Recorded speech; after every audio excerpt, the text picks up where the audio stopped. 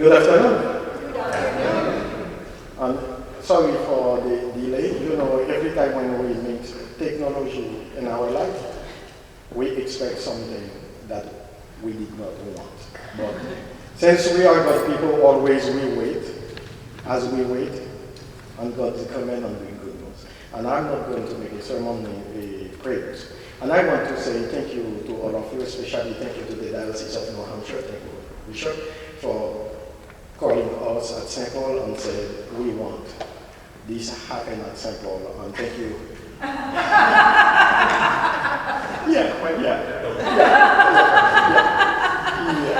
And thank you, Black Heritage Church, and thank you for time and patience and to be everything with us. On behalf of the vestry and myself, as whether you did not believe it, I am the rector of this church. Yes. So, on behalf of all St. Paul's community, I want to welcome you in this beautiful place. St. Paul, known as a church in the community, for the community that empower people to be disciples. And this is our mission, this is what we want to do in the community. As I am here, I want to give you some little logistical things. I have the best coffee in town. If you want coffee, just go have a little cup and feel free. You can have your coffee in the sanctuary. I am fine with that.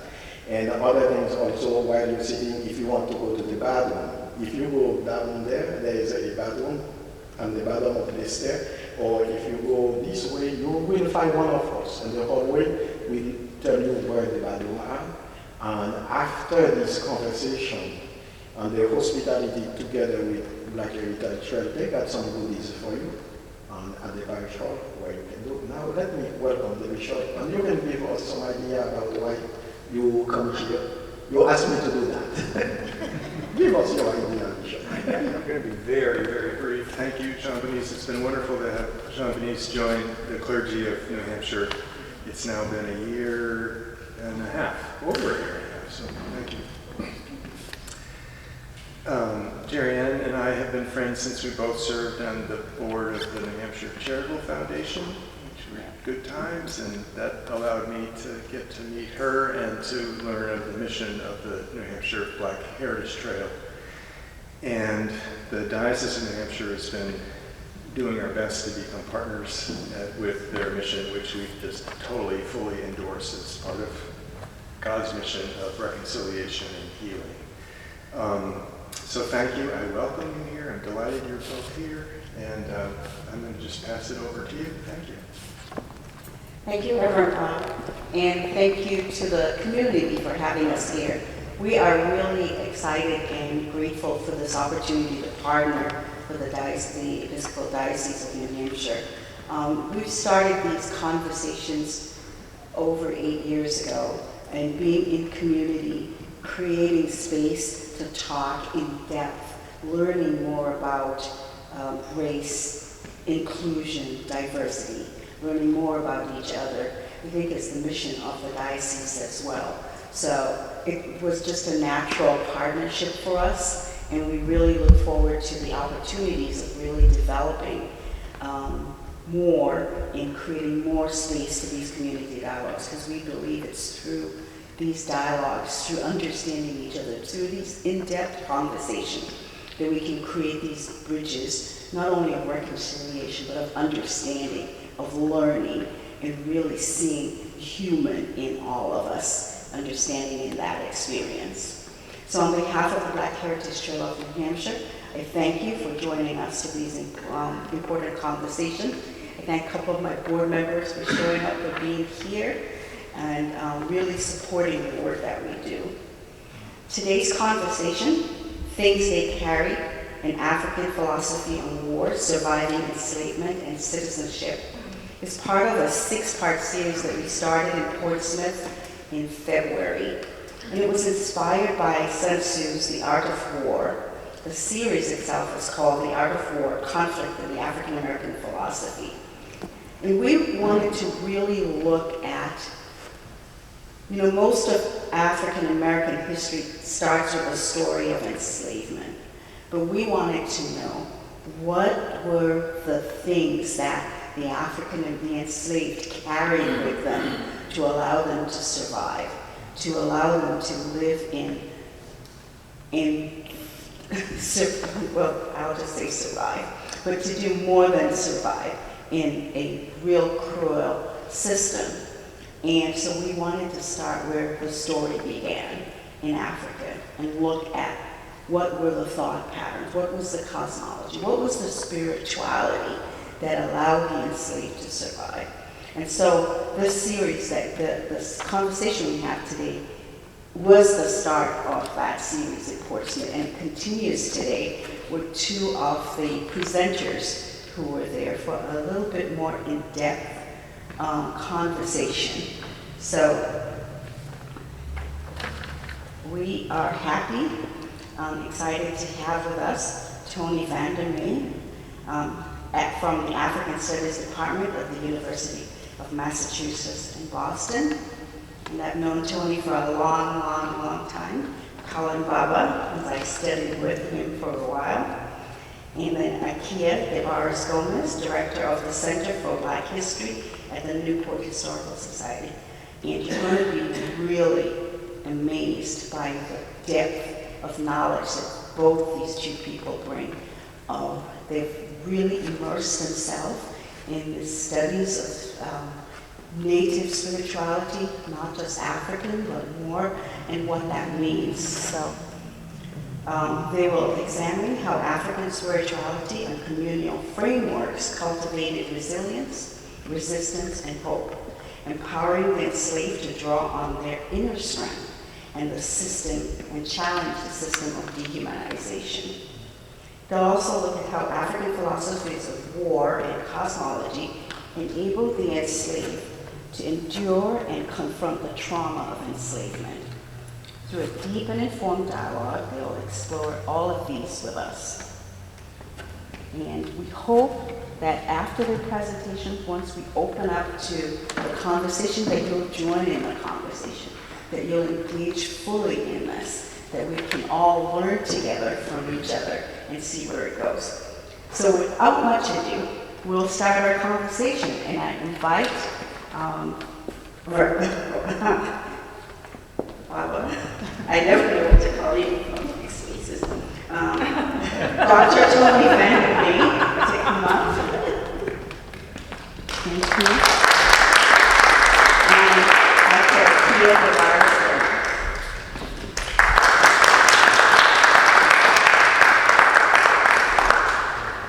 And I'm going to leave you guys to it. I think our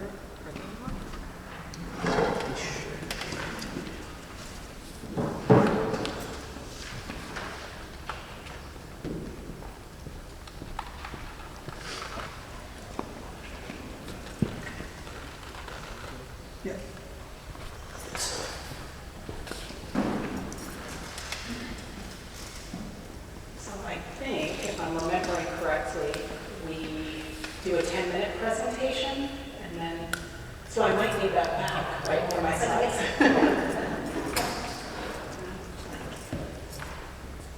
Perfect.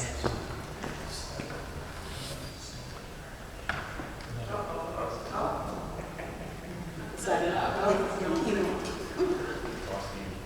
Oh, you know what? It's this, that was.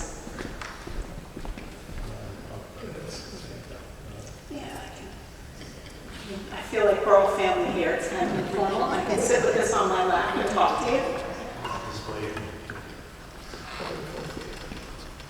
I just have my phone to make sure I don't go over time because I go off on tangents.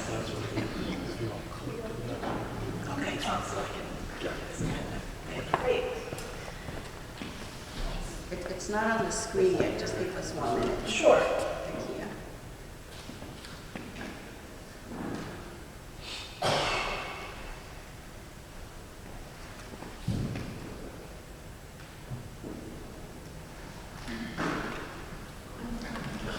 As he said, technology.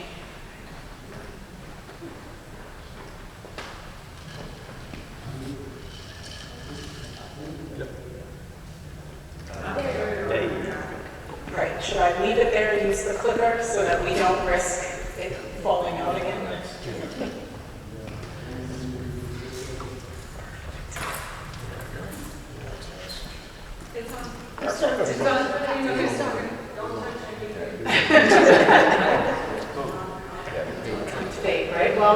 I think a big part of our conversation today is going to be about how chaos is the order of the day in African spirituality, and we just kind of have to roll with it. So it's an appropriate way for us to start this conversation today. Really grateful to be here, to be invited back to continue this conversation. Thank you, Jerry, and for always inviting me to wonderful events like this in New Hampshire. It gets me out of my zone. So I'm going to talk just for a few minutes before we go into dialogue about some of the things that Jerry Ann mentioned, right? Things they carry. And I will tell you, I have spent about 15 years under a Baba learning African spirituality, learning, relearning, right, African worldview. And because I've spent 15 years on this journey, I can proudly say I am an absolute novice, right? And so take what I say with that.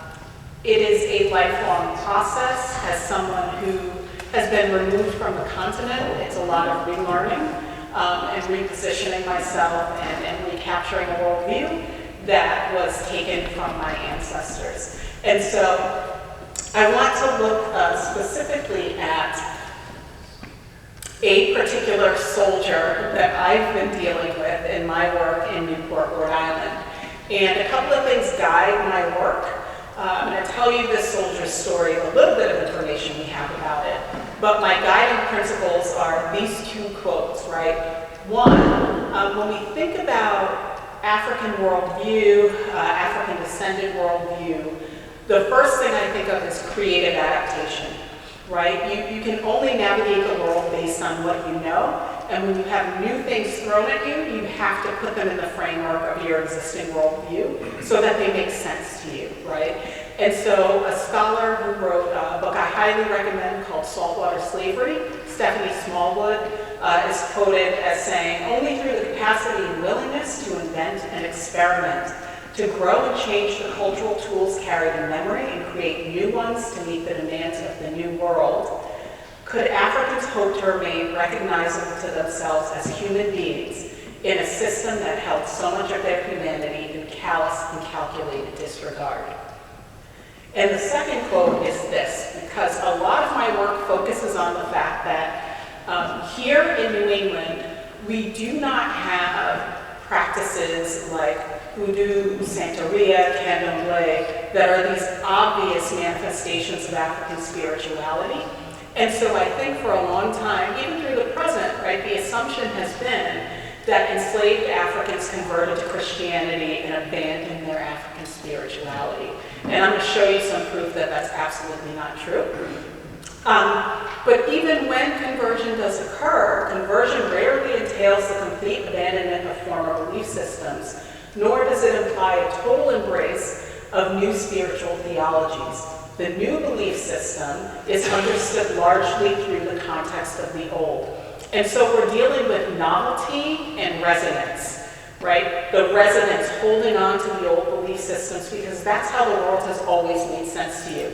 And I can tell you as an anthropologist, the one hard lesson that I'm always reminded of is you cannot get rid of your cultural baggage no matter how hard you try, right? There are things in our thinking that we take for granted that we don't even know we're taking for granted, right? And so we can think about enslaved African worldviews in the same way. Another misconception that I often come across, especially in historical documents, is the belief that enslaved Africans or Africans in general were either godless or believed in multiple gods, right? And that is not true. Within African spirituality, there is a concept of a single creator. And this is what made conversion to Christianity possible, right? There was already a belief in a single creator. There was already a belief in the concept of resurrection, right? The main difference I see, and disagree with me if I'm wrong, he's the elder, I'm the novice. For me, as a practitioner of African spirituality, the major difference I see between My spirituality now and the spirituality I grew up with is I do not bother the Creator with my petty human problems, right? The thinking is if something is going wrong in my life, the very first thing I have to do is make sure I'm right. I'm being reciprocal with everything and everyone in my life, right? Because if you think about it, most human problems can be reduced to that. We're not doing the right thing. We're taking more than we're giving, whether that's from people or from nature, right? So if I go through that process and I'm like, yeah, I'm a pretty reciprocal person, and I'm still having the problem, then I speak to my ancestors, right? Or I speak to nature, right? Spirits in nature, energy in nature. So it's a hierarchical process. I don't like to use that word, but it is kind of a hierarchical process. But this is exactly why it was possible for Africans and African descendants to convert to Christianity, because the belief in the single creator, the belief that you don't know everything, so why would you abandon a belief or a belief system that might help you spiritually?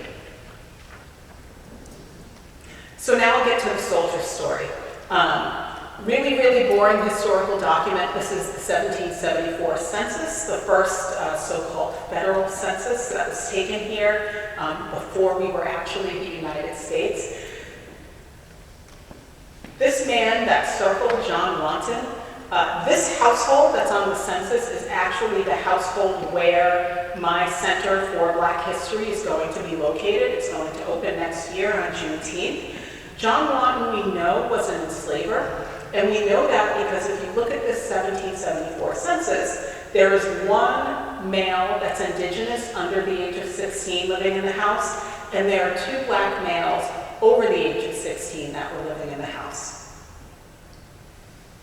Fast forward a couple hundred years, 2005, this was found under attic floorboards in that house.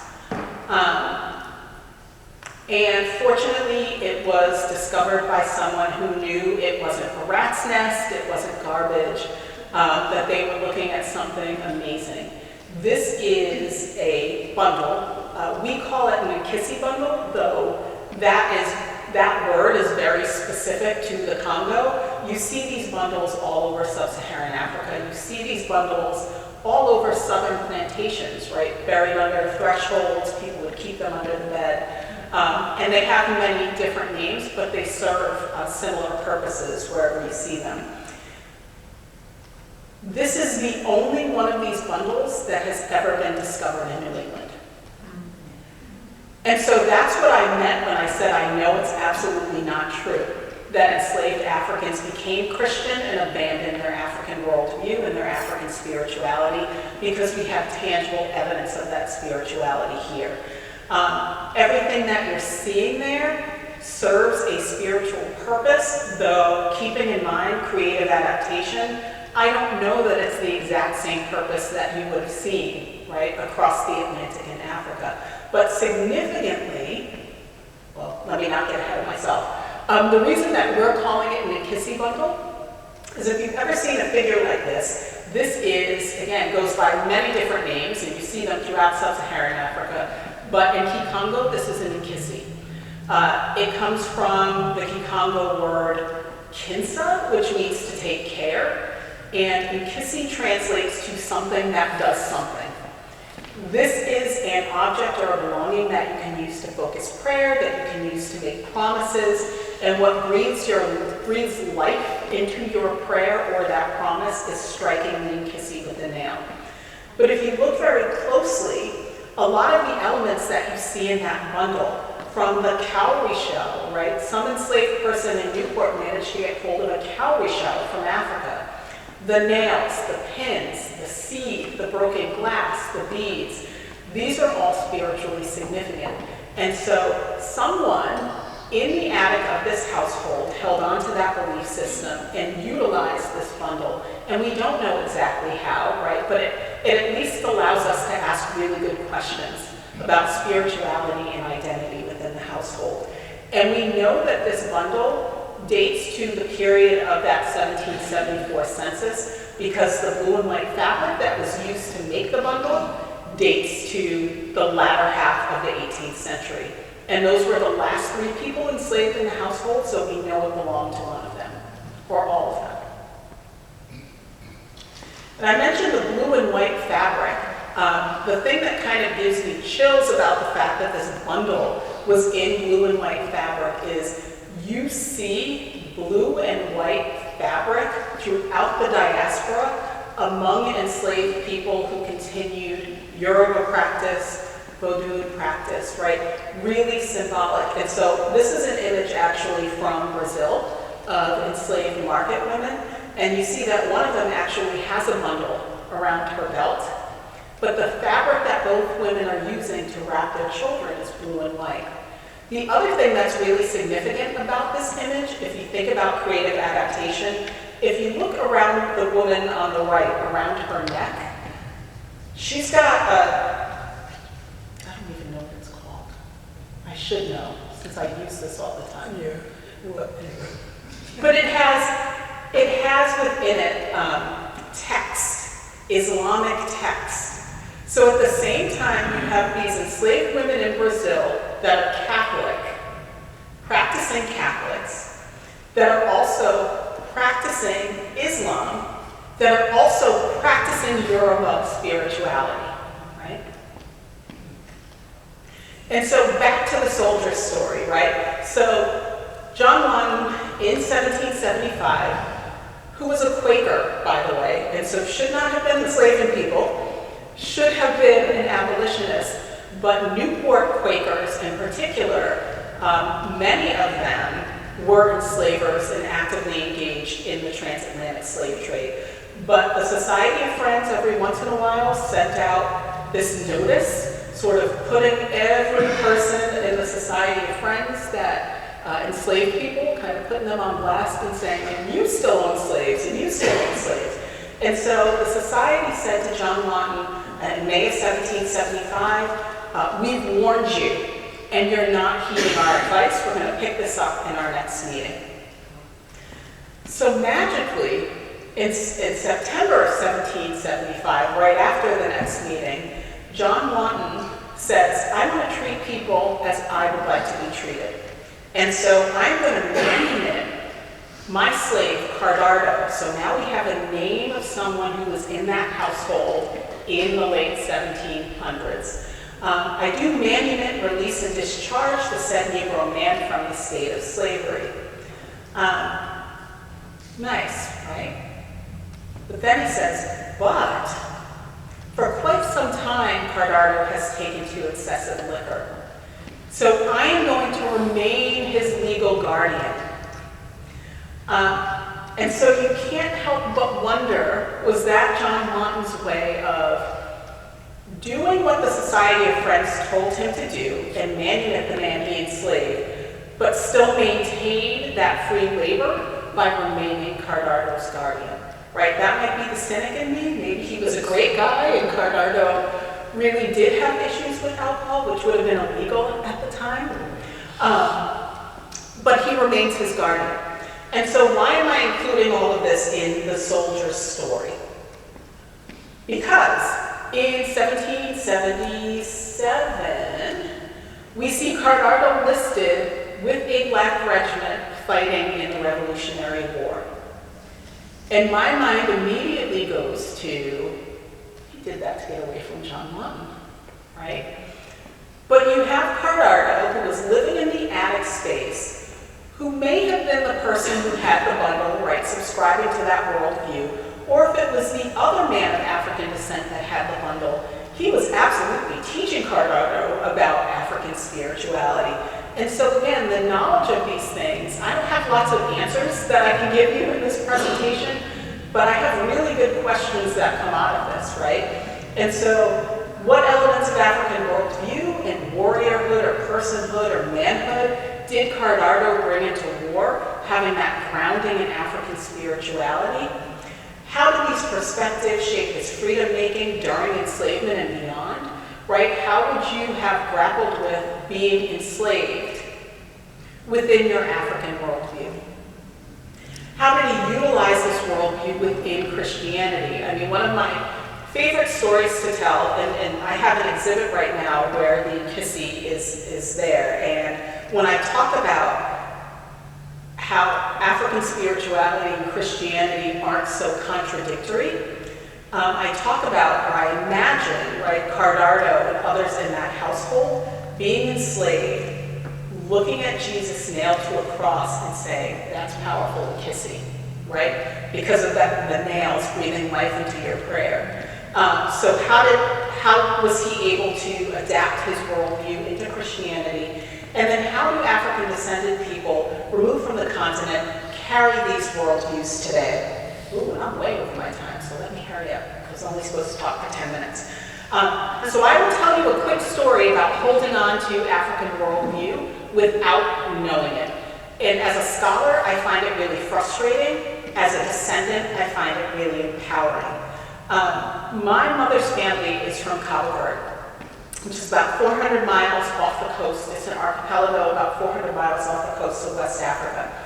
The first time I went there was in 2017, and the person I was with, we stopped in a cemetery. And he kind of made a joke when we got to the cemetery. He said, you know, when we go in there, we've got to run in a zigzag. And it gave me like a start or a startle.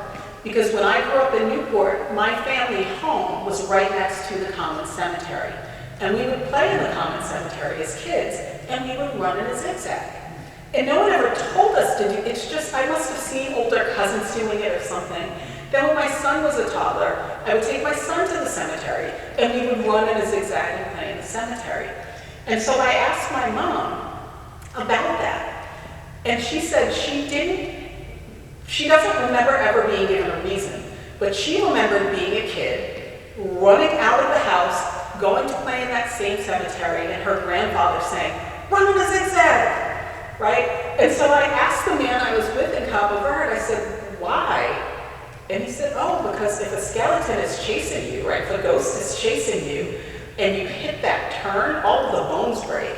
And it has to put itself back together again to chase you, right? And you might call that folklore or something silly, but here I am in Cabo Verde, 100 years, almost to the day that my great-grandfather emigrated to the United States, learning the meaning of that story that I passed on to my son, right? Other ways we carry it, right? If you go to the South and you see a ring shout or some of the practices where it's very obvious African spirituality has become a part of Christianity. That's me in my summer graduate class. The person I asked to guest lecture made us all learn how to do a ring shout. In our literature, right, the course I taught with Joyce, with Mama Joyce, was it focused on African spirituality and the literature and culture of America. All of the things that we do and we say and we act out that we don't realize are rooted in African spirituality to this day, right? Like Song of Solomon by Toni Morrison and Beloved by Toni Morrison and Their Eyes Were Watching God, right? And then finally, I was very upset that I'm no longer teaching that African spirituality class when the movie Sinners came out. Because if you know anything about African spirituality, you see it all over that movie. And if you don't know, it's just a great movie, right? But if you know, you know. And even the fact that it's about twins is so spiritually significant, right? And so some of these things, and many more, would have been the things that soldiers carried into war with them, and may have been the reason that they chose to fight, even though they knew it didn't mean absolute freedom for them when they were done. Thank you.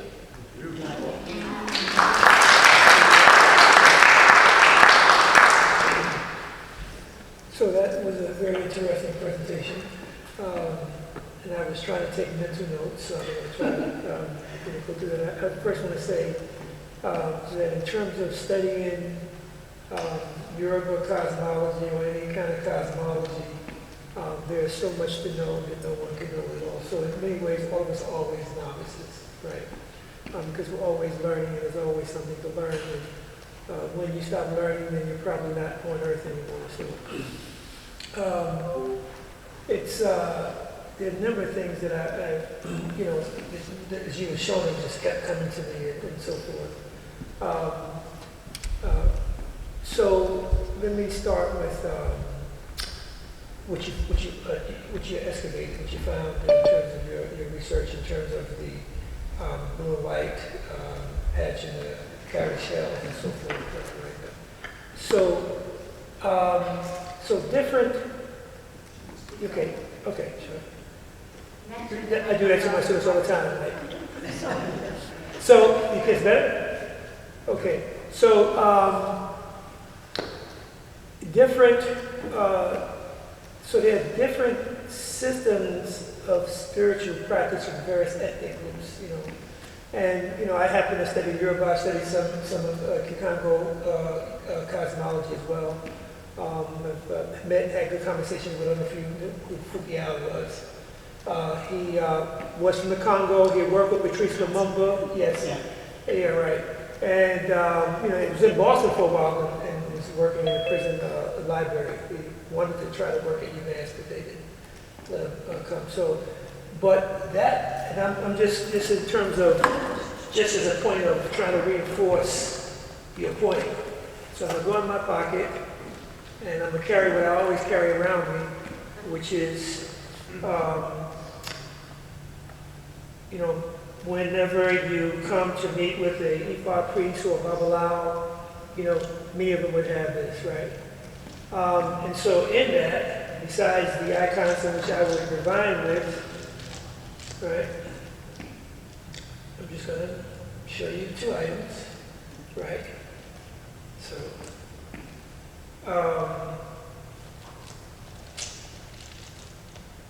So there's a bone there, right? Mm-hmm. Okay. And there's what? A cowrie shell, right? And so part of those are part of what they call Igbo, which is when a Ifa priest divine for you, they would use those 2 items to find out if something was correct or incorrect, or was a yes or a no, to verify things. And so there are differences and so forth. So basically those can represent different kinds of, if you want to call them icons, because, you know, but different symbols that represents different things for people to communicate with the various deities. So I want to say that while there is a higher, or you can say a supreme God, there's in Yoruba cosmology, it's sort of like a kind of limited polytheism, which means is that that you have Oludumare, who is more the supreme God, but then he had sent divinities down to earth to sort of run things. And so you would generally communicate with those divinities. And so the blue and white in Yoruba cosmology would represent one of the divinities.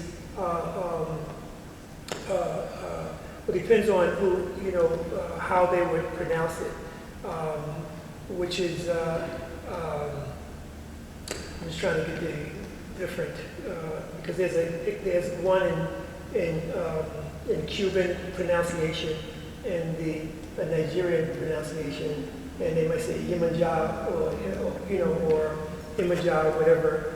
But the point is that her colors are blue and white, and she's sort of like when you see the blue wrapped around the children, it's like she's like a very motherly and so forth that represent that. And so that is carried on into Brazil as well as many places in the African diaspora.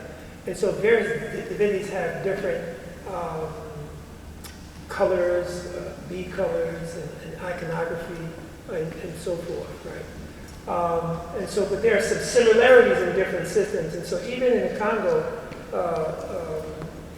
practice, particularly in Cuba, you'll find people who may embrace the Orishas, the various divinities, but they also embrace aspects of Congo cosmology, which they may call Palo.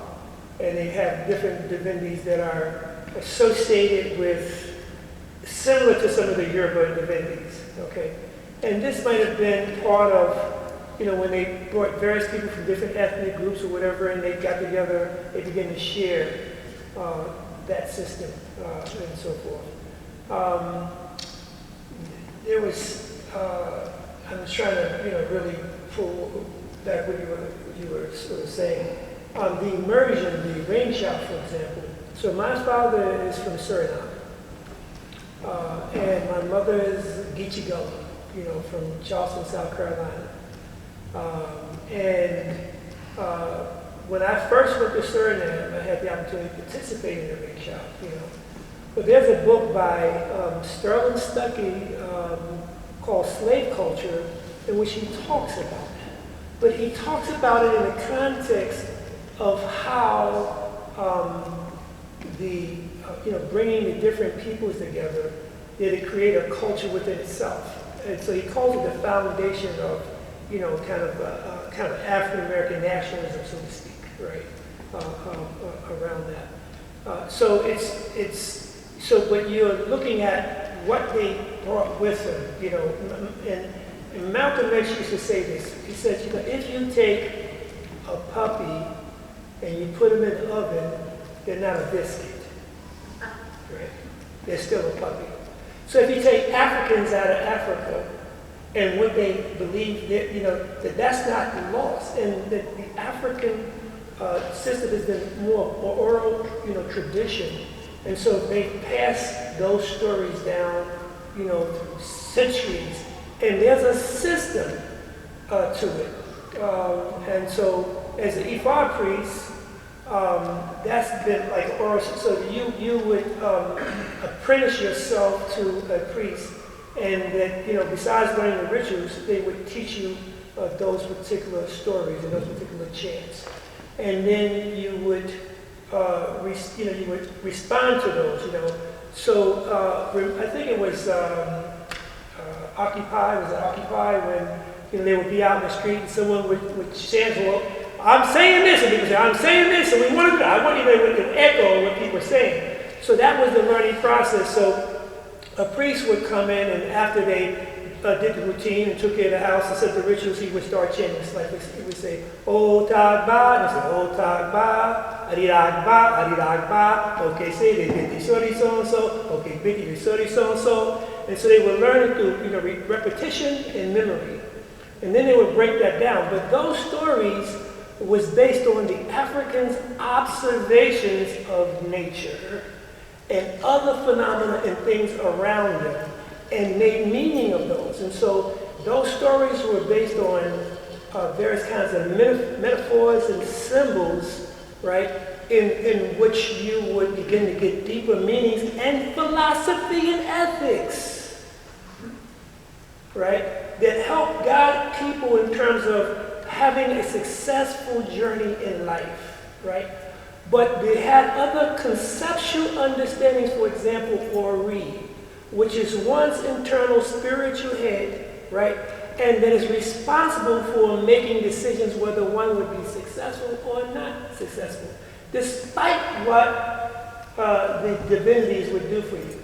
If the story says is that no divinity can bless one unless one's Ori accepts, right? So you can get a blessing, but if you don't know how to work it, it ain't gonna work, right? Be right before you, right? And sometimes for us, we have to come back to the same spot over and over. We say, I get it now, right? But it's what I do that's gonna make that, manifest. But the other part is that, and these are encased in the stories and the Odus.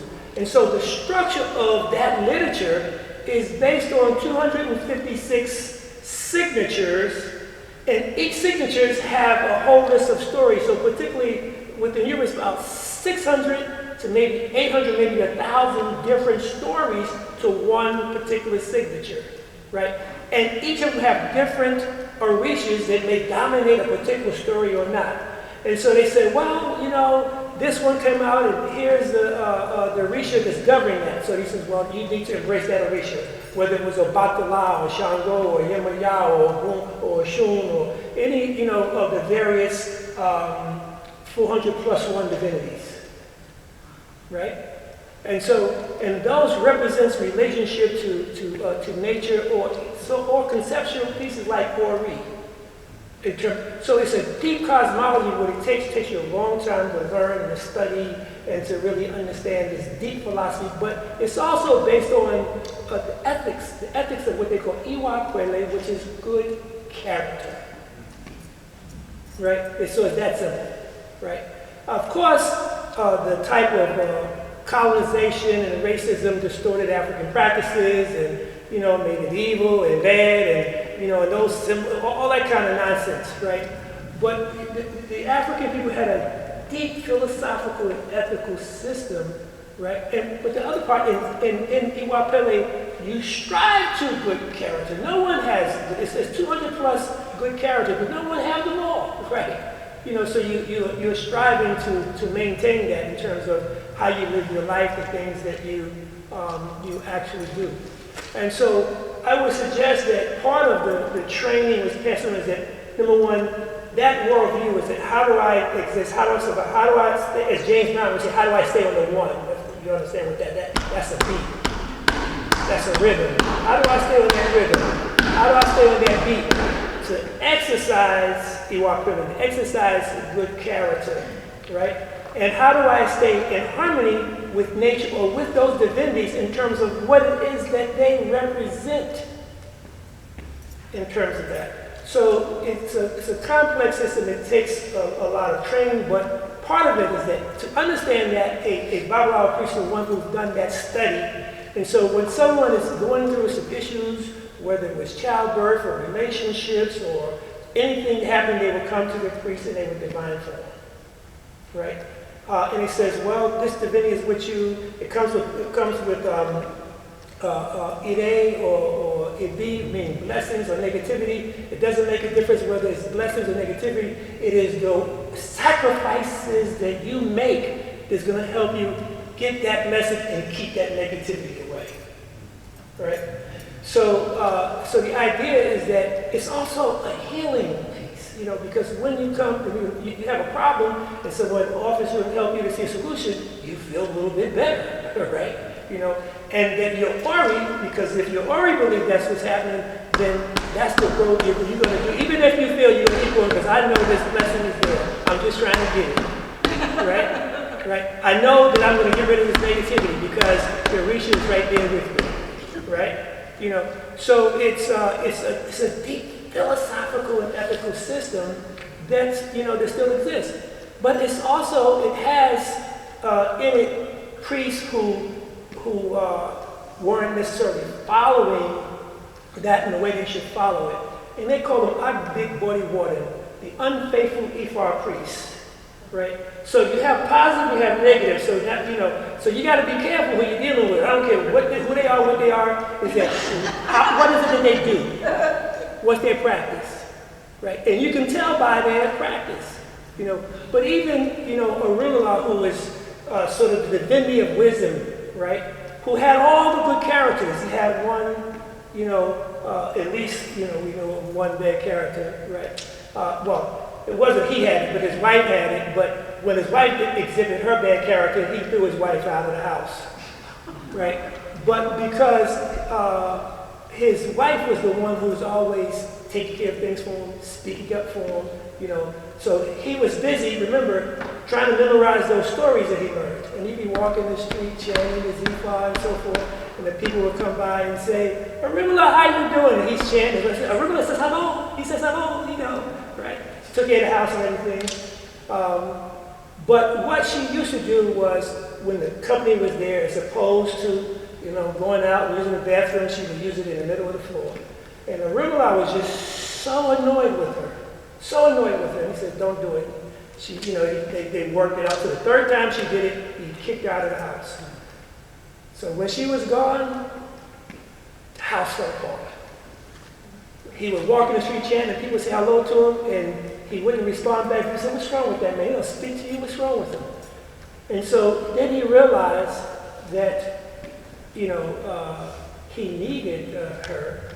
And he would go chanting, and he would go, Iwa, Iwa, la, wa, Iwa, Now, Iwa means character, or good character, so I'm looking for character. This is a seasoned, knowledgeable Ifa priest who's looking for good character, right? Of course, good character was a woman, right? Right? So, but eventually he was able to, through the king and everyone, to find her, and she had nothing, went back to heaven, and she said, well, I'm not coming back. Right? He said, but all the things you want in a person, you got to see that in yourself, right? So, but that's some heavy philosophy that's in there. Of course, their stories, it says Europe was a patriarchal culture, so people will say, well, man, that's sexist or that's that, whatever. But the point is that what is the story? I'm going to stop and let's go to Jerry and get up. I know symbolism, right? So, but we could have some conversation and continue. And there was more I wanted to say about what you were saying, but so I got caught up. I'm sorry. So, I know we can talk about these stories forever, because they're Can more I than just say, 451 of them. I know you're trying to interrupt us, but when you speak to practitioners of African spirituality, or even when I work with people from indigenous communities here, that's how you get to it. There actually is never a point, right? It's all encompassing, and you have to tell 20 different stories to answer one question. This is what it's like, right? This is what learning is like. I have been in conversations for 6 hours. You ask one question, and it takes 5.5 hours to get back around to the point, but you need all of that information for the point to make sense.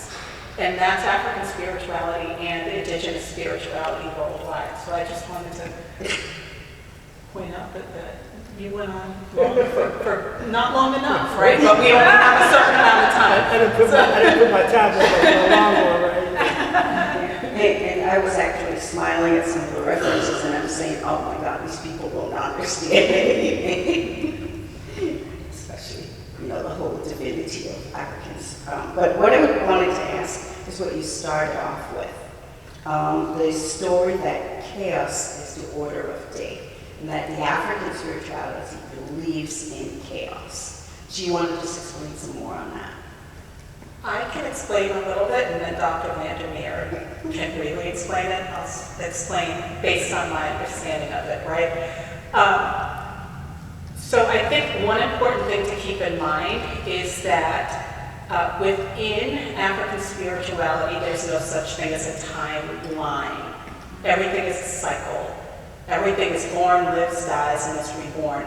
And when I teach that concept to people who don't get the cosmos, and I've got a cosmogram here, right, that kind of symbolizes that. When I teach this to people who can't grasp circular time, or that things last forever, I always say that's the second law of thermodynamics. It's something that we learn in science class. Nothing is ever created or destroyed, it just changes form, right? But because we're in this perpetual cycle or circle, it wouldn't be chaos if everyone and everything in the universe was reciprocal and did their part and fulfilled their mission. But as you were saying, no one does that, right? Not even divinities. They can be quite petty and angry and jealous, right? And so because of that, we're in this constant state of chaos. But our mission, whatever it is, it might be to take care of people, it might be to take care of the earth, whatever your mission is, right? Living up to that completely would mean that there's no chaos. But none of us do that. And none of us are really able to do it. And so chaos is the order of the day, and you just have to deal with it, right? And I think the last time we had this conversation, I quoted Ben Okri, who wrote one of my favorite books, The Famished Road, where someone says to a child, and I might misquote it, but they say to a child, the universe seems to be composed of contradictions. But that's the purpose of paradox. Everything resolves in the end, right? And what is a paradox? A paradox is something we think is a contradiction because we don't understand the full scope of it. So all of those inconsistencies and contradictions and paradoxes are part of who we are and what we are.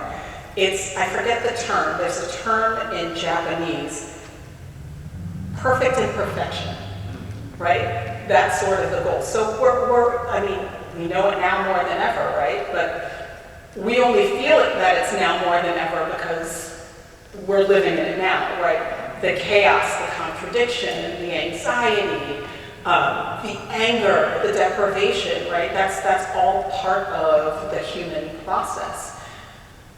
And we have to accept that it's part of the human process and do our part to help resolve it. But we don't get to see it resolved, right? That's the kicker. We don't get to see it resolved. That probably was more confusing than the question or the original statement, but that's all I got. So part of your practice is that when there's an issue, you go and you see a Babalao divine for you. And so that, the divine for you, so you have to do a sacrifice. And, people think, well, sacrifice, they think, that it's, slaughtering animals. And there are some aspects of that because they eat the animals after. But it could be offering honey, black-eyed peas or fruits or, bees or whatever it is, right? And so when that's over, right, that's one issue. Then something else comes up. So you're constantly going to find solutions to problems. So chaos, conflict is the order of the day. Now, I have a question for everybody. Did everybody eat breakfast or lunch today? Okay. So is everybody here vegetarians? No? Okay. Oh, we got one? Okay. So how many of you eat fish, chicken, beef, lamb? Okay, good. So now, fish, chicken, lamb, they got families, right? So why don't we have the arrogance to think that we're superior to their families, right? And so part of, the conflict is that we are destroying something else in order for our very existence, right? And so even if you reduce it to the ants that we don't see or whatever it is, it's like folks is battling to survive. Like the ant is trying to figure out how they gonna survive the bees, but there's other folks who want to vamp on the ants or the bees, and some folks who want to vamp on them, right? So there's constant conflict within our ecosystem, right? And I was talking to someone who wrote a book. His book is called Hands, Chopsticks, Forks, and Knives, right? And he was using those as symbolisms in terms of the various cultures from Africa to Asian to more Western European pieces. And we're saying that, hands was more of the African piece of how they use things with hands, and, and the chopsticks were, wood, it was a different way, but the forks and the knives were, more dominant, more, violent in terms of how they, actually deal with things. But the issue is that in terms of how we farm, how we do agriculture, and our ability to be superior and dominate and conquer things, right? Is that this is where we are. What is our respect for nature, for the water, for the trees, for the bird? How are we dealing with them? We're in a place where we're talking about environmental justice or different issues that relate to the environment, which we have to depend on. But how are we doing that in harmony, or how are we doing it in disharmony? So there's constant conflict. And of course, you do something, there's going to be reaction. That's just the way that life is. We're born, what happens? We die, right? That's a constant, cycle. But at the same time, our survival is based on what?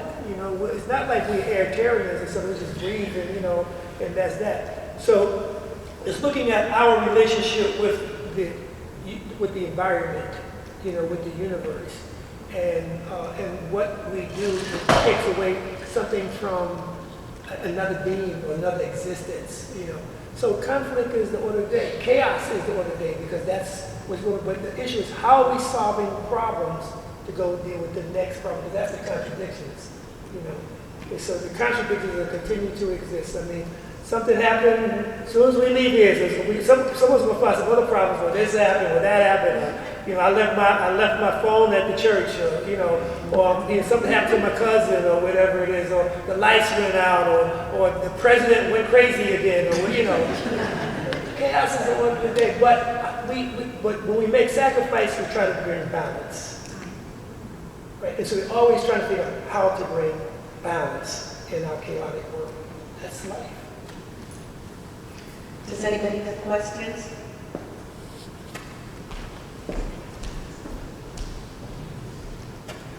So there were two things. First of all, when you brought up the image of the women with the blue and white cloth holding their children, that one, what immediately struck me is that blue and white is the color associated with Mary, the mother of Jesus. Mm-hmm. And so there's that connection there that some would say to make that connection is heresy or sacrilege when it's actually... Oh, you mean a Christian would say? Yes. Okay. Yes. Or a Catholic would say, you know, that's sacrilege when it's actually a recognition of the female divine. The second thing is my question is, when you brought out, what is it, the bay, what do you call it? Kisi.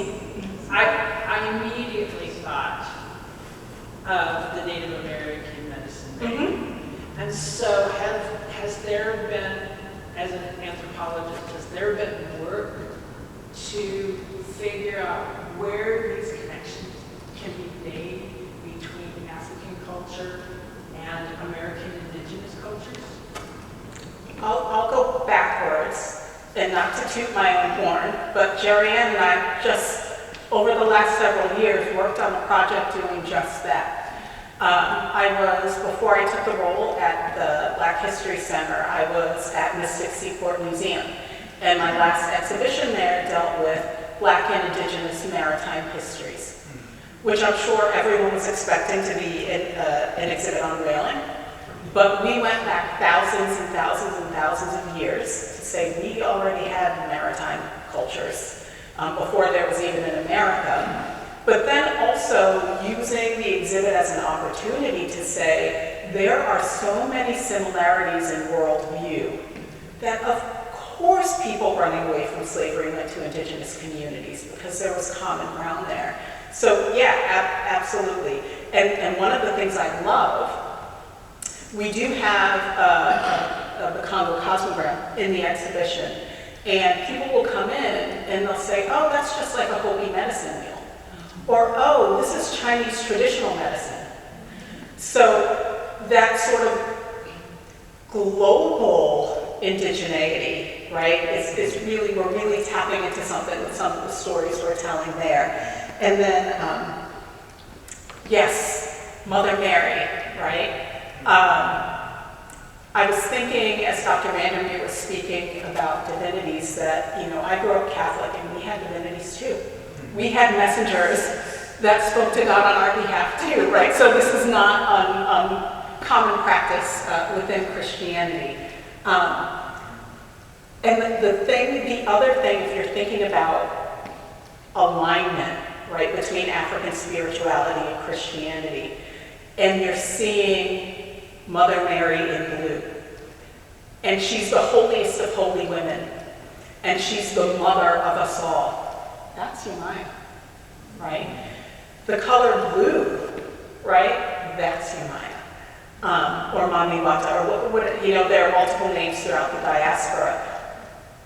But again, unlike Mother Mary in African spirituality, Mami Wata gets angry and can be possessive and is quite a seductress, right? So it's very similar, but I think where African spirituality deviates from Christianity is the expectation of that chaos and imperfection, even in divinities. But even the name Mary What does it mean? Does anyone know? Anyone speak French? La mer, the ocean.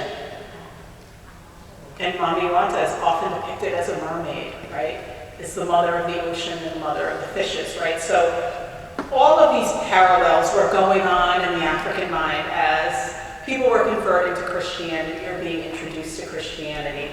And often, if you go to places like Brazil, or the American South, or the West Indies, in practices there, you will see a Mary prayer candle, but the person is praying to Yemoja or Yemaya or Mami Wata, because they're seen as, I don't know, I don't know if this is how it happened, but I always imagine if you're a practitioner of African spirituality and you're learning about saints, the thought is, well, of course this is how these divinities manifested themselves to Europeans, or else they wouldn't have listened to them, right?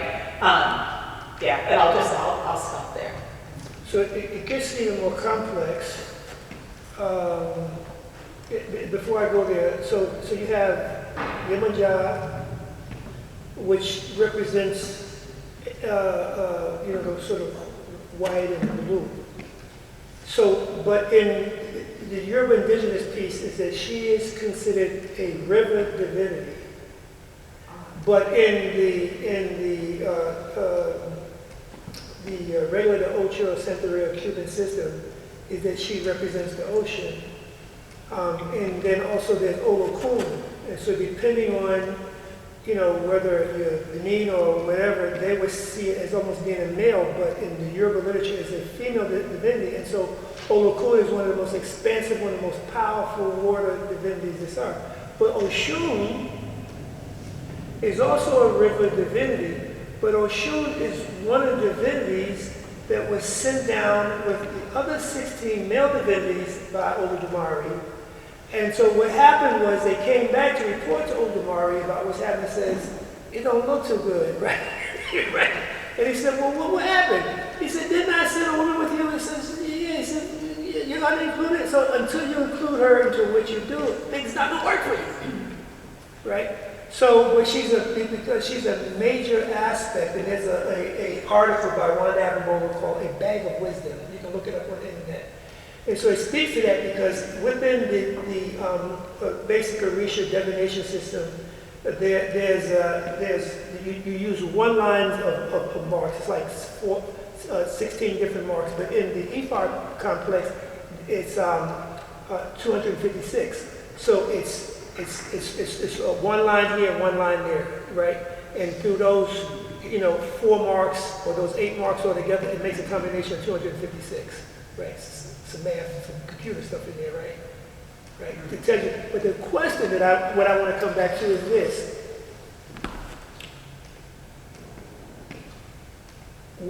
This is from Dr. Diop, Chetan Diop. If Africans never left Africa, what would have happened to the world?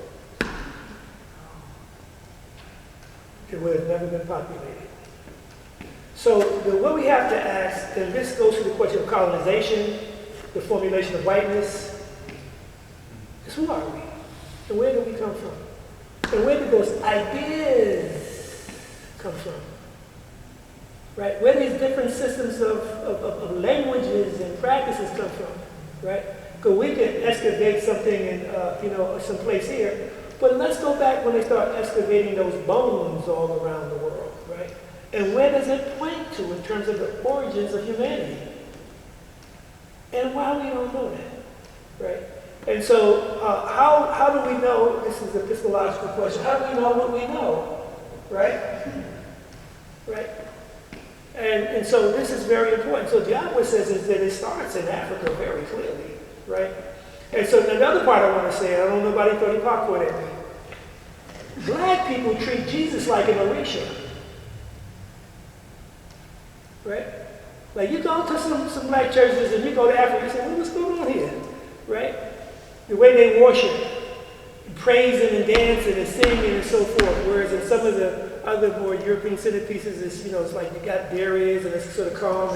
black folks, and then, the South, you got some white folks who do some of that too, right? Right. What I'm saying is that, where does that come from? Right. Catching the Holy Ghost, right? It's, Yeah. Yeah, I just want to share something with you. When I see these picture of mother, I have some really down. I have those pictures in my office. And when I'm looking at that, I look at the question about Mary. And there's a way, cultural way we experience it. And every culture and everyone. And we see how it is. And each culture, each way, there's a Mother Mary, there's a Jesus. And what it is about, it is the way we care for one another. It is a mother who care. And I don't know, over the time I am collected all those failure. I wish, if you would like, to give me a copy of this story. I can collect them. And just I want to share those with you too, and just to see. And there's so many ways, so many expressions. It is not a matter of my mother Mary's brother because it's carrying the baby on the front, or my mother Mary is carrying the back. And how we can come to this similarity, how God work, how we can discover the divinity. And I heard you talking about things, and when I go back to my own culture, how we worship, how we connect with the divinity, how we experience what we call the water to connect with God, what we call the big master. I want to steal your show. Thank you. So, Baba, you also said something else. I'm just going to ask one quick question, if people don't mind. So, you said, you talked about Ori, right? That Ori, we pray and worship with our heads, right? And your head makes those decisions. Most religion talks about the heart. What is the difference between the head and the heart? So, well, I would say that so much the heart, but in me, which is breath, which is very close to us. But I think the whole piece is that if you're dealing with, in many systems, particularly in the Yoruba cosmology, you're dealing with a different perspective, a different view, right? And so, part of,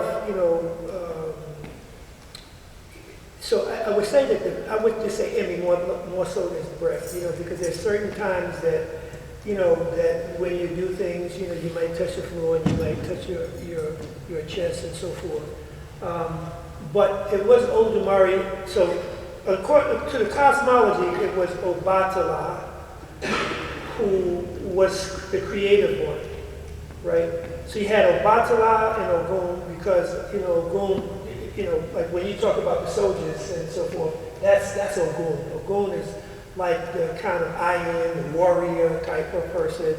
Obatala is like the creative person.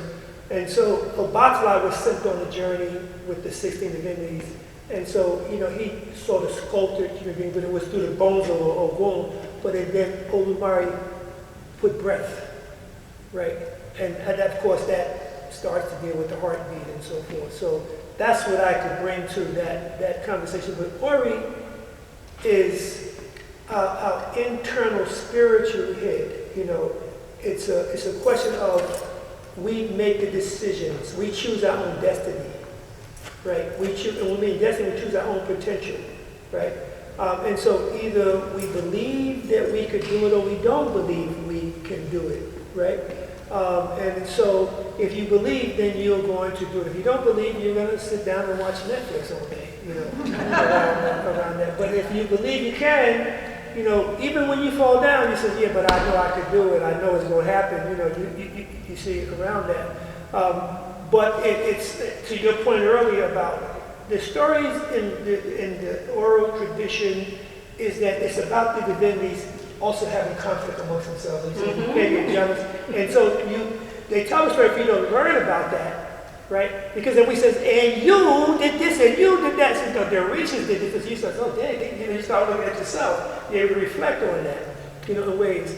But they're also showing you ways that you can get out of different situations if you make sacrifice, right? So is that the things that all of us have gotten this here is because of that's what we did the work, right? Now that don't mean that it's complete, it doesn't mean that we are successful, but the point is that because we actually got up and made it happen. So the other part is in the story, it talks about that it's one thing, it's hands and feet. It's a story about hands and feet called Ori and Essay, which is feet. So Ori represents destiny and feet represents struggle, right, or hard work. And so heads had a meeting, Ori's had a meeting, right, with feet, and they threw feet out of the meeting, right? And so they couldn't get anything done. So they had to bring feet back, right? So that means is that whatever you think you believe, you gotta do what? You gotta do the work. So you can believe in what you want to believe, right? We could believe that, peace and we the people, but when they drop bombs on Gaza, we're not moving our feet to get out there and make some change, then it ain't nothing gonna happen. You understand? So we have to understand how those concepts, frameworks work together in the context of a belief system and how we do. And these are all stories that's been passed down for years and generations, right? That people are learning to be able to what? Apply them and to apply their character.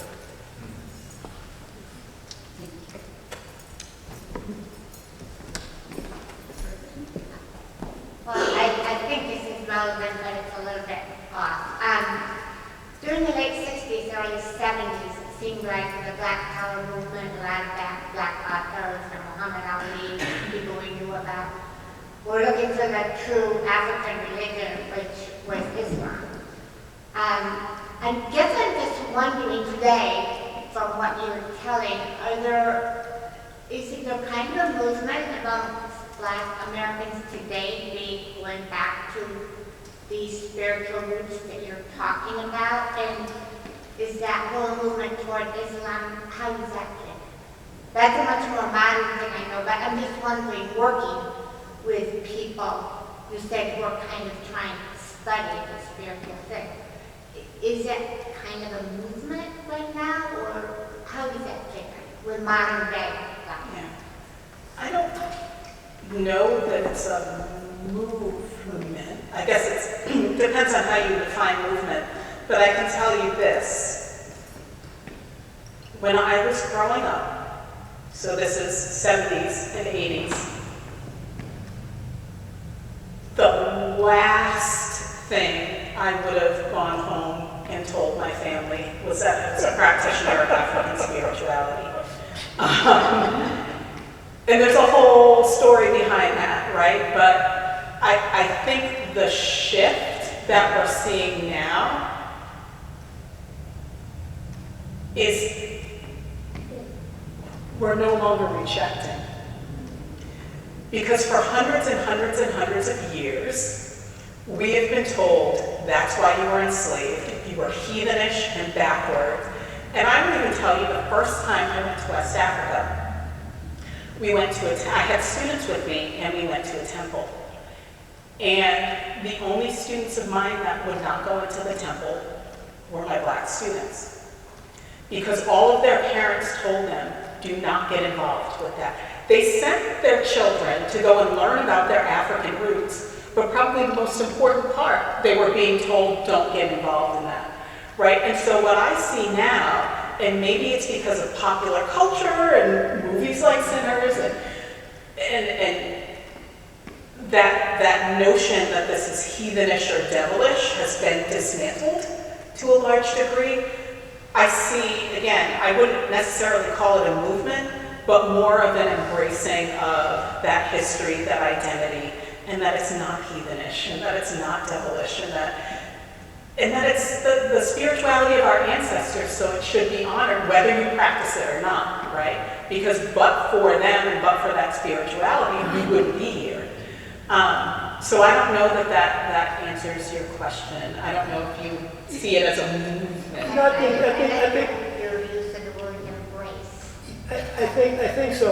I would say that there's a movement towards that shift because, you know, it reflects a decolonization, a liberation, you know, based on how we were devalued and said that we weren't anything else, and that was that, you know, the question of colonization, white supremacy, you know, is that you create this hierarchy, you know, of, you know, thinking that there are, you know, multiple races and all that kind of nonsense. You know, there's a polygenetic origins of humanity versus a monogenetic one.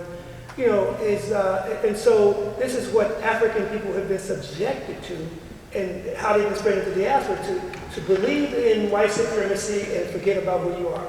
Right, and so when James Brown comes and he says, "Say aloud, I'm black and I'm proud," is that that's a whole other thing that started to happen. You know, Kennedy, a white Jesus started coming off the wall, and he started putting Malcolm and Dr. King up on the wall, and the image he had of a black Jesus, and what, you know, that people began to change how they thought about themselves, right?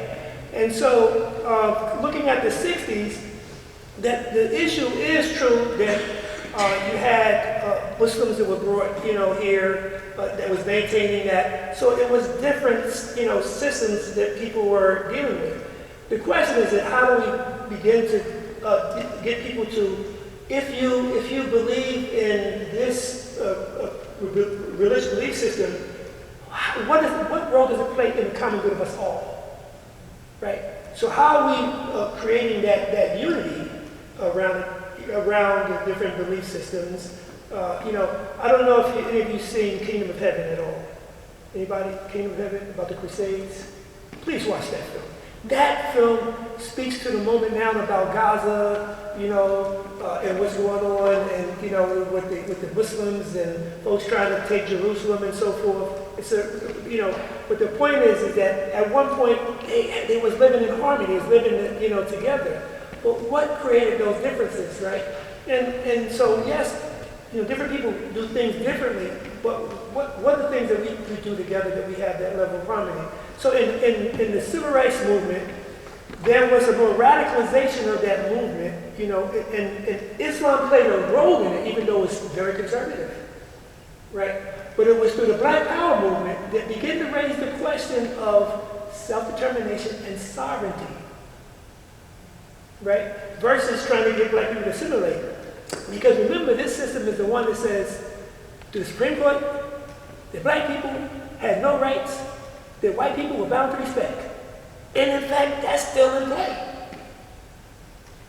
Right? That's the system that we're trying to transform. So people are looking for other belief systems, right, to help them counter that narrative of domination and control around that. And so people are uncovering more of the Africanness and the, you know, and the impact of African spirituality, right?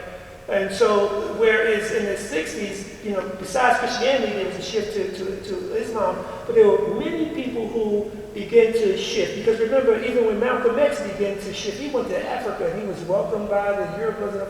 And so folks try to hold on to Islam and then dealing with, you know, African spirituality. Now people deal with voodoo and other kinds of stuff. They're going to the roots. It's like, wait a minute, there's something else, right, about us that we have to uncover. And so I would say there's a movement in that direction of trying to create a different kind of, not just a national consciousness, but a global consciousness or African-centered consciousness in order to be able to change the conditions that we've been captured in. And I went back to this slide because I didn't mention while I was going through my presentation, that quote speaks to that mind colonization and feeling lesser than, because that quote was written by the members of the first Free African Union Society in this country, where they said, "And our brethren in Africa who are sunken in barbarity and heathenishness." And these are people who wanted to go back to Africa. And they're saying this about African spirituality, so it's been several hundred years in the making to get back to wanting to go to those roots. Dr. Randall Gomez, when you mentioned Santeria, I'm originally from Puerto Rico, so I remember as a little girl back in the 60s, my mother taking me to a Santera because I was very stubborn, and that wasn't a good spirit to have. It was a spirit that I needed to get rid of. And, you know, it kind of like traumatized me because I was called a bad girl all the time, you know. And, I mean, here we were going to church on Sundays, brought up like strict Catholics, you know, and here she's taking me in the middle of the week to a Santera and giving me back with plants and all kinds of things, you know. And then, after I was married and I had children and that, I had to go to the Navajo Reservation, and I worked at the hospital there. But the first week we were there, my girls got pulled out of line at the school because they were white and they couldn't take part in this Navajo reception that they had for new students. And I remember my oldest one, who's very much like me, I guess, saying to them, "I'm not white, I'm Puerto Rican," you know. And somebody asked her, "Well, what does that mean?" And she says, "I'm white, I'm black, and I'm Taino Indian," you know.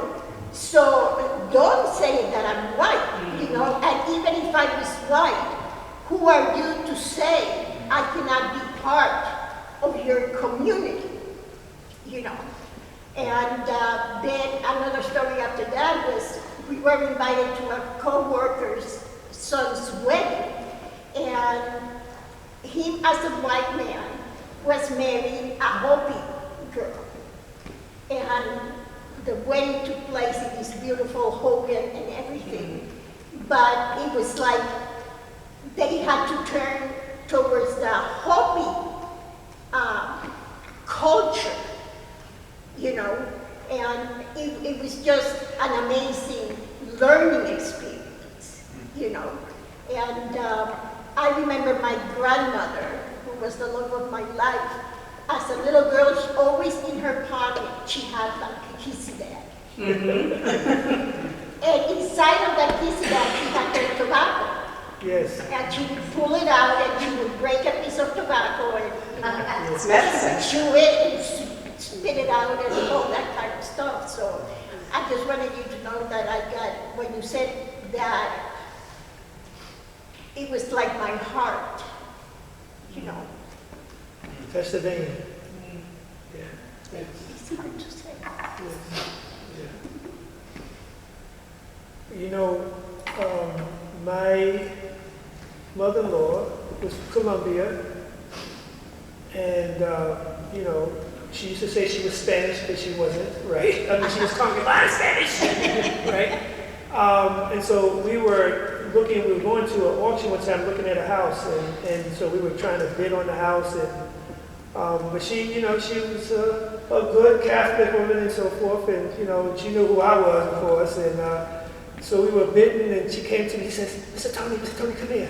She put in a bag, and she took some leaves, and she says, put that in your pocket. I said, Mama Zola! You know, but it speaks to what you said earlier, is that what we carry, you know, and this is how you're feeling now, is that you're carrying that which is also has some is somewhat indigenous to you, right? And that your mother knew, you know, said, let me take you to the Santero, because they can find a solution maybe for us, right? But because of colonization and all this other kind of stuff, they told us, throw that stuff away, get rid of that stuff, throw your icons away, right? And then we want to know why we have the problems that we have, you know, and so forth. So, but we have to respect people about what they do and how they do it. Why we think, I want to say we, let me get out that, take that away. Why does this system think that the way to do things is the way they do things is the way to do things is the right way to do things? Where did that come from? Right? So we have to respect everybody's tradition. And I think so many of us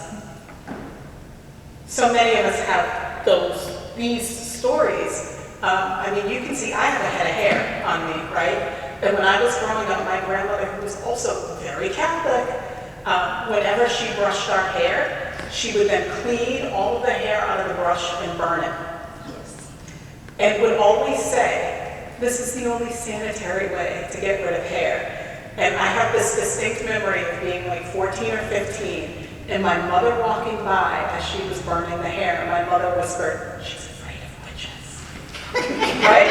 And so she was doing it to protect us because she didn't want anyone to get hold of our hair. So even though on face, she was this faithful, devout Catholic, she was hedging her bets, right? So we have time for one more question. Thank you, Maria. That was so beautiful. Very moved. Thank you for sharing that in the context of all these other stories. I've been sitting here a little overwhelmed with the fellow, but there's a church that is very dear to me, Church of the Advocate in Philadelphia, where Reverend Paul Washington was the priest, and it hosted the national in Philadelphia. Oh, Paul Washington. Paul Washington. He would have had the first Black Power. Black Power Convention is in his Yes. church there, and he created the space and brought African cosmology into literally repainting the walls of the church with the different stations and stories.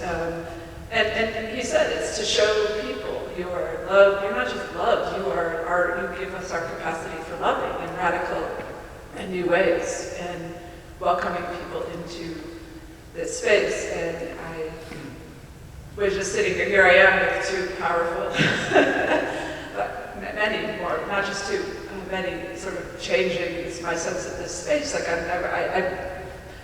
I'm someone fuddling through discernment for ordination, thinking a lot about what it is to be a priest and to make sacrifice, because you're sitting in front of this place of ritual. You're sitting in this ritual sacrifice place. So I guess I wondered if, and you said when you make sacrifice, we bring balance. And I wonder if you could tell a story about making sacrifice, whatever that would come about, to honor this place of sacrifice somehow. I don't know what I'm asking. But No. Sacrifice of this story. Yeah, no. And storytelling here. Yeah. So you got to give something to get something, right? So there are ritual sacrifices, but there's just everyday sacrifices. And the ritual sacrifice is the way for us to internalize, that this is a protocol in order to move and to do things, right? And I know it's helped me because I know, Lord, the sacrifices that I've made in my own life. And I'm still, sometimes I wake up in disbelief. It's like, whoa, especially when I see what's happening in the world, but it's, for example, there are people who would do all kinds of things to get a whole lot of money. But who they sacrificing? Us. Right? So there's a Yoruba story in Osameji that says that the Babalawo of Earth performed divination for Earth, where they told Earth to perform sacrifice not to enrich itself, but to protect it from its enemies. Right? It's very so you could get into that more. So because what they're doing to the Earth, they're digging for this, they're doing that, they're just destroying the Earth. Right? So it's sort of like I know with me, because I do a lot of consultations and divinations, and I got a project to do, I got something to do, and then I'll get a call from somebody, right? And, I have to take that moment, because that's also part of sacrifice, and make sure that, that's good in order so that I remain in harmony, because I can still do all the work I do, and then there's something that happened, and, so you have to be able to, whether it's time, even resources, right? I don't know what everybody's situation is, but I know I have more money than I thought I would ever have. Not that I got a lot of money, right? But being poor, growing up in Harlem, poor, we was poor as a poor, we was poor. Right? We couldn't use the O and R, we just had P-O, po, we was poor, right? But now that I can relate to that, and and then I keep thinking, people come to me, can I borrow this, can I do this? And I'm saying, well, why are they asking me? I got a little extra at least. And so I said, well, okay, because I knew how I was when I didn't have nothing. Like as Bernie Mac would say, nothing, right? I didn't have nothing, right? And I would be in a place, I would watch they used to have a place, whether it was on 125th Street or downtown by the gardens, and they would have like the steak stuff and the potatoes and the food in the window and the donuts, and I'd just be licking my lips, wish I had some of that. And so I had to think about that, I said, I do have some extra, I got to sacrifice some of that, here, whatever, So I think that we have to, and I'm trying to prove it, we have to deal with what Dr. King called dangerous selflessness, right? Is that, when we see something going on, that we're not so much worried about what's going to happen to us, we worry about what's going to happen to someone else if we didn't do anything, right? And so that means that we may have to, here's a coat that I have that I don't use, or here's the shoe, or here's, or let me jump in the way because, let me help shelter you, or let me help in some ways. In order for us to move ahead, we're going to have to, because when we're in that position, again, what do we expect other people to do to us, So it's a constant piece of giving something to be able to get something, and that's not always immediate, right? Particularly as we get older, and particularly those who have children, we hope that we got a good job, a good enough job so that as we get older, that somebody will be there to help us. We sacrifice all our life, right? For what? Hopefully that someone will show that kindness in return. So we got to continue to give something in order to get something. The something is that it has to be more than a big car, a lot of money, a fancy bag, and so forth. That's not I remember saying to my son when he was younger, I don't know whether I should feel like a good mom for saying this to him, but in teaching kids about sharing, I remember telling my son, if you have an extra sandwich and you give that to someone, that's not sharing because you shouldn't have the extra anyway, right? If everything was fair, no one would have extra and no one would be without. Sharing is when you have one sandwich and someone's hungry and you give them half of your sandwich, knowing that you're going to go without, right? Because it will come back to you. And so that, when my son was like 5, I told him that. That's why I made him a little hush, right? But I wanted to drill into him that it's easy to give when you have excess. But excess is something you shouldn't have anyway, if all is fair, right? Excess, unless we all have it, none of us should have it, right? Unless we all can meet here and have our basic needs met, none of us should be here. And so me donating money, I'm playing hooky from a soup kitchen. I'm usually there on Saturdays, right? But me donating that 4 hours on Saturday, that to me is not real sacrifice. That's me trying to make things equal, right? Sacrifice is giving and not knowing when you're going to get that return. And I get that, I will say, from my mother, who has spent most of her life out. That's right. But every time we see someone on the street that is asking for money, my mother says, pull over, I'm going to give them money. And I always say to her, you don't have money. And her thinking is, but what if that was me? Right? I would want someone to stop and give me money. And so again, my mother, who has nothing, will take the $2, or if she only has a 20, she'll give them the 20 because she feels that's what you're supposed to do. Those are the sacrifices we're supposed to make to try to bring things into balance. I mean, she knows that she's never going to be, she's got me, so she's never going to totally be out on her own. But. So this is another part of cosmology where one of the major divinities is Eshu. Mm-hmm. So Eshu accepts the sacrifices, right? Well, actually, you offer to them, to Eshu, it goes to his wives or whatever. But and there's a story about, if you don't offer a sacrifice to Eshu he's like in the middle of the paradigm. So you have the benevolent forces and the malevolent forces that are in constant conflict, right? So, but it's Eshu who is sort of like the generalissimo of those, right?